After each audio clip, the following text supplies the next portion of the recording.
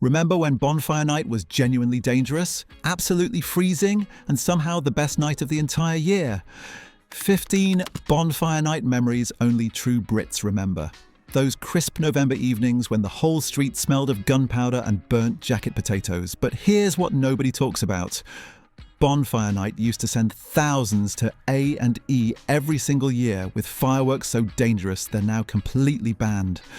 Yet we somehow survived with the most brilliant memories of absolute chaos and community spirit that modern safety regulations have sanitized beyond recognition. This video will transport you back to those smoke-filled nights when Britain knew how to properly celebrate. Let's start with perhaps the most iconic tradition that's vanished: penny for the guy. For weeks before November 5th, kids stationed outside shops with homemade Guy Fawkes effigies, shouting that phrase to anyone who'd listen. The guy was usually stuffed with newspapers and dressed in old clothes, though some families created elaborate figures, whilst others shoved a football in a carrier bag and drew a face on it. The real skill was location and pitch. You needed a busy shop with shelter from November weather. The money funded your firework purchase when a standard box cost about £3. Rival groups competed for charitable shoppers, with some guilt-tripping, others cracking jokes. What made this brilliantly British was teaching children to create terrorist effigies and monetize them through street performance. The practice died from stranger danger concerns and organized displays replacing family ones. But those of us who stuffed old clothes with newspaper connected directly to 4 centuries of tradition. Now, before we dive deeper into the chaos of Bonfire Night past, consider liking and subscribing for more videos like this. The centerpiece of proper Bonfire Night was the bonfire itself, and your dad became a legend for 6 hours. Preparations started days advance, with everyone contributing burnable materials. Old furniture, wooden pallets from the industrial estate, enough cardboard to solve the recycling crisis. The pile grew throughout the week whilst neighbourhood kids jealously compared sizes. Health and safety didn't exist. The bonfire would be terrifyingly close to fences and houses. Your dad would douse it in paraffin, light it with a stick that wasn't long enough, and the whoosh would send flames 20 feet high, singeing everyone's eyebrows. You'd dance between being too hot near the fire and too cold away from it. The bonfire served as a social hub where neighbours appeared with chairs and contributions. Someone would throw plastic on creating toxic fumes, whilst competitive dads kept fires burning until midnight like industrial incinerators. The smell lingered for days afterwards. Sparklers were the gateway firework with unwritten rules every British child learned. First rule: you'd get them out before proper fireworks to keep kids entertained. Second, you'd wave them making patterns and trying to write your name, though it never worked. Third, the metal wire stayed hot as the sun for 7 hours after. Every child has the same sparkler story. Adults said, hold at arm's length, wear gloves, point away from face, which you did for 8 seconds before waving it around your head like a magical wand. The metallic burning scent mixed with aluminum and iron filings was distinctive. One kid always bundled multiple sparklers together, brilliant, until disposing of several red-hot wires. The social hierarchy was real. 18-inch sparklers were premium for older kids. Small ones burning out in 15 seconds were rubbish, but you'd still wave them enthusiastically. The bucket of sand for disposal existed, yet sparkler wires always ended up in lawns. Let's talk teeth-destroying confections. Bonfire toffee and treacle toffee. These weren't sophisticated sweets, but brutally hard chunks of sugar that pulled fillings out and cracked teeth. Bonfire toffee, made with black treacle, butter and sugar, required a hammer to break into pieces. This wasn't a flaw. It was intentional. You'd suck slowly whilst watching fireworks, fueling 3 hours of hyperactivity. Historically, bonfire toffee represented Guy Fawkes' burned body, which is simultaneously brilliant and mental. We were eating symbolic terrorist remains while celebrating his capture. Only Britain could turn political violence into confectionery. Toffee making became family tradition, with mothers testing it by dropping bits into cold water. Treacle toffee was darker and somehow harder, intensely sweet with slight bitterness. Dental professionals campaigned against it in the 90s, pointing out rock-hard sugar was dental suicide. The tradition faded, replaced by candy floss at organised displays, considerably less likely to require emergency dental work. We're halfway through our journey now, if you haven't already. Subscribe to this channel for more trips down memory lane. The Catherine Wheel holds special place in Bonfire Night mythology as the firework promising spectacular spinning action and almost always delivering disappointing wonky rotation or complete failure. Named after St. Catherine, tortured on a breaking wheel because nothing says celebration like medieval execution methods, Catherine Wheels were circular fireworks you'd nail to fences. Your dad would hammer it up whilst everyone offered contradictory advice. When it worked, and this is crucial because it frequently didn't, the Catherine Wheels spun in a shower of sparks, creating mesmerising patterns. They had 50% success rate. Sometimes they'd spin beautifully, then stop, leaving static, sputtering disappointment. Other times they'd fly off the nail, becoming spinning fire discs bouncing around gardens whilst everyone screamed. Worst outcome was when it wouldn't light, meaning someone approached a potentially live firework to try again. Modern displays rarely feature Catherine Wheels because they're unpredictable and require fixed mounting, representing everything brilliant about past bonfire nights. Dangerous, unreliable, absolutely worth doing anyway. Here's a memory connecting to prehistoric cooking: wrapping potatoes in foil and chucking them into the bonfire. This wasn't sophisticated gastronomy, but survival food dressed as tradition.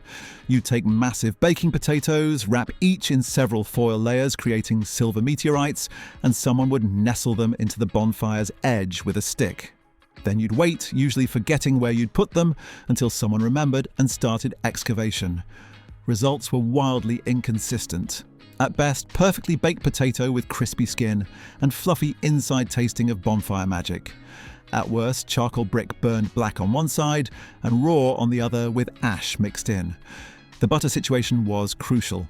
Someone produced concrete consistency butter requiring real spreading effort, and it wouldn't melt because potatoes cooled during unwrapping. What made this special was communal participation in something slightly feral. Potatoes tasted of smoke and concerning chemical flavours, but eaten outside with frozen hands, except the bit holding hot potato, they were glorious.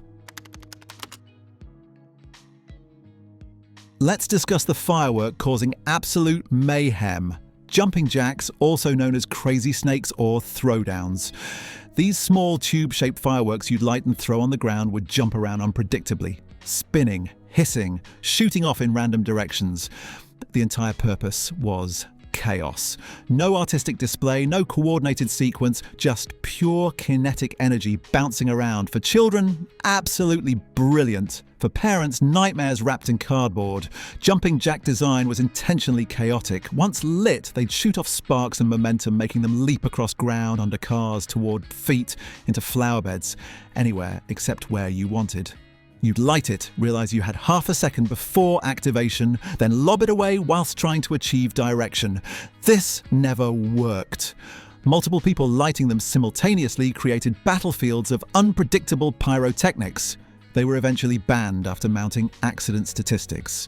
Modern fireworks are safer but boring, meant to be placed, lit from distance, and observed behind safety lines. No interaction, no chaos. Here's something modern sensibilities find uncomfortable. We used to build elaborate human effigies and burn them with genuine ceremony. The guy would sit atop the bonfire, stuffed with newspapers, dressed in old clothes, sometimes with proper masks to make it realistic. As fire consumed the bonfire and reached the guy, there'd be collective focus watching it burn. Clothes catching first, then stuffing, until everything collapsed into flames. This was the ceremonial heart of Bonfire Night, celebrating Guy Fawkes' capture by ritually destroying his representation. The strangeness becomes obvious explaining it to outsiders. We're teaching children to create human effigies, burn them, and celebrate. Imagine introducing this as a new holiday. It survives purely because it's historical, always been done, and somehow burning Guy Fawkes feels different from burning any other effigy. Modern organised displays often skip the guy entirely or include token gestures nobody notices, shifting focus to fireworks rather than historical commemoration. Now let's venture into controversial territory. Mischief Night, celebrated on November 4th, particularly strong in northern England. The concept was simple. Children and teenagers were given cultural permission to cause mischief and create chaos. Pranks ranged from harmless fun like knocking on doors and running away to considerably more serious offences like throwing eggs, soaping windows, or starting small fires. For one night, normal social rules were suspended. Police had absolute nightmares with Mischief Night. Northern cities saw massive increases in calls, vandalism reports, and general disorder. Fire services dealt with small fires in bins and wheelie bins. Parents simultaneously told children not to participate whilst acknowledging they'd done the same thing. Mischief Night functioned as a pressure release valve for teenage rebellion. One night where rules were bent, authority challenged where you could be slightly bad without being genuinely criminal. As British society became more regulated, Mischief Night became increasingly unacceptable, gradually diminishing throughout the 90s and 2000s. Roman candles were the firework that made you feel like a wizard. These cylindrical tubes shot coloured balls of fire upward in sequence, creating streams of ascending sparks that genuinely looked magical. The proper way was sticking it in ground, lighting it, and retreating. The improper way, which teenage boys opted for, was holding it in your hand like a wand and pointing at the sky. This wasn't recommended by safety instructions, but made you feel like you had personal control over pyrotechnics, considerably more exciting than passive observation. Roman candles had distinctive rhythm. Each shot emerged with a thump, a coloured fireball arcing skyward, trailing sparks reaching peak and burning out. Good ones had 6 to 8 shots in varying colours. The anticipation between shots was part of the experience. Colours were never as vibrant as advertised, producing various orange shades with occasionally greenish tints. The danger came from versatility. Because they shot projectiles, creative teenagers realised they could be aimed, transformed into weapons of mild destruction. Let's address the fireworks serving absolutely no artistic purpose and existing purely to be loud. Bangers. These simple explosives wrapped in paper designed to make the biggest bang possible came in various sizes, from finger-sized ones making satisfying cracks to massive ones genuinely making car alarms go off and frightening pets for miles. Entertainment value was entirely in noise and shock factor. You'd light the fuse, throw it, cover ears and wait for explosion. No colours, no sparks, no visual display. Just pure, aggressive noise. Air bombs were similar but elevated, launching into sky before exploding, creating overhead bangs that echoed across neighbourhoods. The competitive element among boys was obvious. Who had the loudest banger? Who could throw theirs furthest before exploding? Controversy around bangers led to increasing restrictions and effective bans. Noise complaints were constant, pets terrified, elderly people distressed. Modern fireworks are about visual display with restrained noise, lacking visceral, aggressive energy bangers provided. Here's a genuinely bizarre tradition seeming absolutely mental in retrospect. Indoor fireworks. These were specifically designed to be lit and experienced inside your house, producing small effects, minimal sparks, and various coloured flames. The idea was families could extend Bonfire Night experience into their homes, creating controlled miniature displays on dining room tables or fireplace hearths. The reality was considerably more chaotic, creating smoke, residue, and occasional small fires in living spaces absolutely not designed for pyrotechnic displays. The indoor firework box typically contained tiny fountains, tablets producing coloured flames, snakes growing from pills as they burned, and smoke pellets producing coloured smoke. Instructions emphasised ventilation, non-flammable surfaces, and adult supervision, entirely reasonable given you were essentially burning things inside your home. The smoke was the main problem. Even with windows open, rooms filled with distinctive acrid smell that would linger for days, getting into curtains, carpets, and soft furnishings. The The tradition represented peculiarly British willingness to bring danger inside homes in celebration's name. This is a universal British childhood experience, being handed a sparkler and immediately attempting to write your name in the air with the burning tip, creating temporary light trails your eyes would track. It never worked. The light trail lasted fractions of a second, nowhere near long enough to complete even short names, and the movement required for legible writing was incompatible with waving around burning metal sparks. But every single child attempted it, usually multiple times, convinced they'd master the technique. The physics working against you were substantial. Sparkler burn created light persisting on your retina for maybe half a second, meaning by the time you'd completed the first letter, it had already faded from perception. Photographs with long exposures could capture sparkler writing successfully, but in real-time observation, it was impossible. What made this memorable was collective delusion. Every generation went through the same process, receiving sparklers, being told they could write names, attempting it, failing completely, but convincing themselves they'd managed it. Let's finish with the most visceral sense memory of Bonfire Night: the smell. That distinctive combination of gunpowder smoke, bonfire wood, and cold November air created an olfactory signature absolutely unique. Modern organised displays produce smoke, but the density and proximity of home celebrations created different experiences entirely. The smell would be everywhere, in your hair, clothes, skin. You'd smell it for days afterwards, a lingering reminder of celebration following you to school, work, into bed. The combination of sulphur from fireworks, burning wood from the bonfire, and whatever else had been added created complex scent profiles, both acrid and somehow comforting. The intensity varied depending on wind direction and your position relative to fire. Standing downwind meant being engulfed in smoke, breathing it in, becoming part of the haze. Your eyes would water, you'd cough, and you'd absolutely refuse to move because being in the thick of it was part of the experience. While toffee gets attention, the real northern star was parkin, a sticky ginger cake made with oatmeal, treacle, and golden syrup. Parkin is specifically Yorkshire and Lancashire tradition, dividing the nation geographically.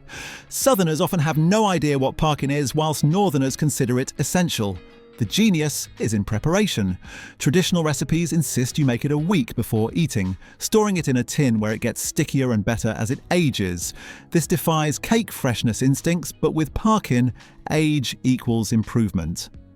Oatmeal gives distinctive coarse texture, and treacle, golden syrup, and ginger create intensely warming flavour. The cake is dark, almost black, and dense enough to be weapon-like. What makes parkin culturally significant is regional identity.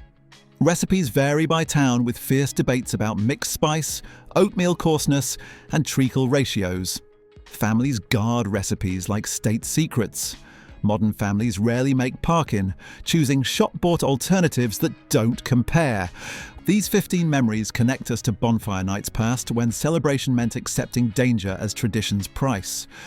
Modern displays are safer, but something essential is lost. If you've enjoyed this nostalgic journey, subscribe to the channel and share your own memories in the comments. Let's keep these memories alive.